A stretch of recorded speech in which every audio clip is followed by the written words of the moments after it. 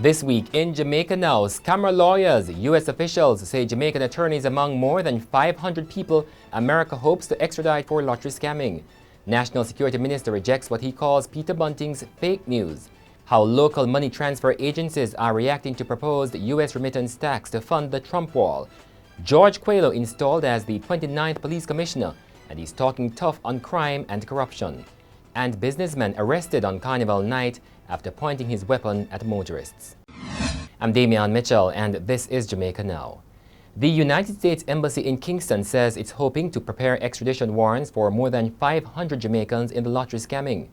And according to the public affairs officer, Joshua Polachek, 2 to 3 lawyers are among those under the radar. There are lawyers who facilitate this as well, who make it possible for someone to appear to have legitimate wealth. Like about how many lawyers you're looking at? At least a couple of the sort of coming months to years list.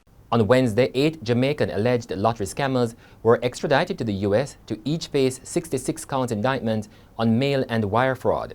A day later, they appeared in court for arraignment where 4 pleaded not guilty. In the meantime, a trial date is yet to be set.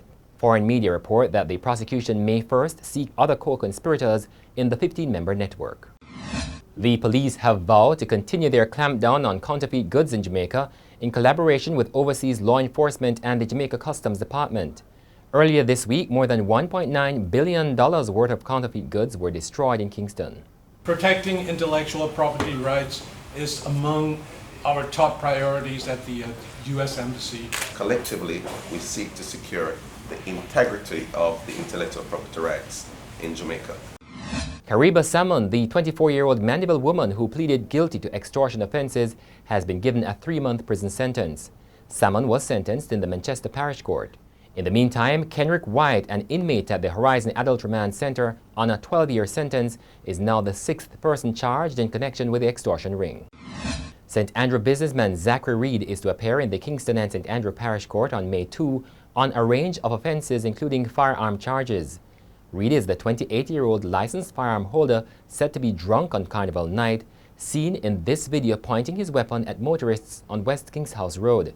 He is charged with illegal possession of a firearm, assaulting a police officer, resisting arrest, and disorderly conduct.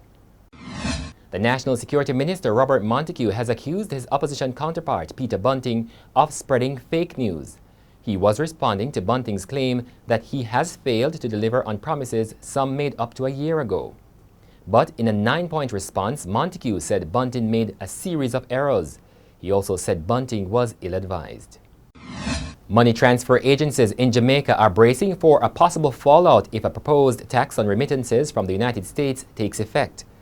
Acting General Manager of JN Money Transfer, Horace Hines, says his firm is monitoring the discussions surrounding the proposals for the introduction of the tax.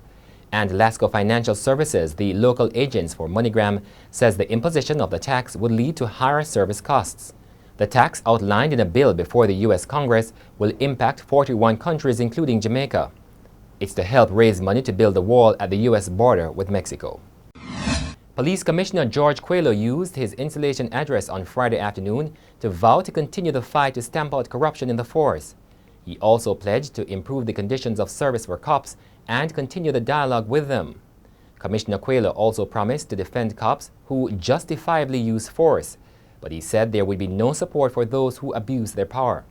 Just over an hour after the commissioner's address, a cop was shot dead in an attack on Constant Spring Road. And that's it for this edition of Jamaica Now, your weekly review of the big news stories. Send us your comments at onlinefeedback@gleanerjm.com. You may tune in to Power 106 FM for regular updates. Follow us on Twitter at Jamaica Gleaner and on Facebook at Gleaner Jamaica. I'm Damian Mitchell, and before we go, more on the extradition of the Jamaican alleged lottery scammers. We're very happy to see that Jamaica is moving towards a plea bargaining system.